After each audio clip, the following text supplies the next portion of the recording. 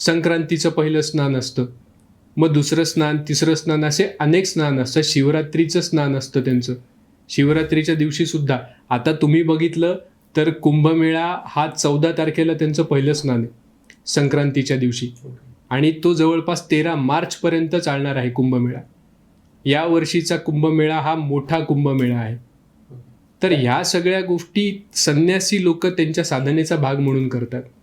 अजून एक गोष्ट तिथे होते की ज्या वेळेस स्नान करायचे 12 वर्षातून एकदा, आता संन्यासी हो का घर न ठिकाणा, त्यामुळे ते सगळीकडे देशभरात पसरलेले असतात. कधी कोणी गुरूंपासून दूर असतो, कोणी गुरुबाईंपासून दूर असतो, पण कुंभ असा एक टाइम पिरियड असतो जिथे सगळे संन्यासी भेटतात आणि ते तिथे स्नान करण्यासाठी येतात. त्रिवेणी संगमात केलेलं स्नान हे त्यांच्या साधनेतला हा एक पार्ट आहे.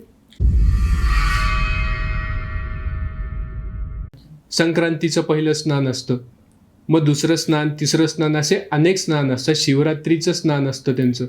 शिवरात्रीच्या दिवशी सुद्धा आता तुम्ही बघितलं तर कुंभमेळा हा 14 तारखेला त्यांचं पहिलं स्नान आहे संक्रांतीच्या दिवशी, आणि तो जवळपास 13 मार्चपर्यंत चालणार आहे कुंभमेळा.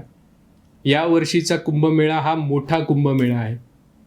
तर ह्या सगळ्या गोष्टी संन्यासी लोक त्यांच्या साधनेचा भाग म्हणून करतात. अजून एक गोष्ट तिथे होते की ज्या वेळेस स्नान करायचे 12 वर्षातून एकदा, आता संन्यासी हो का घर न ठिकाणा, त्यामुळे ते सगळीकडे देशभरात पसरलेले असतात.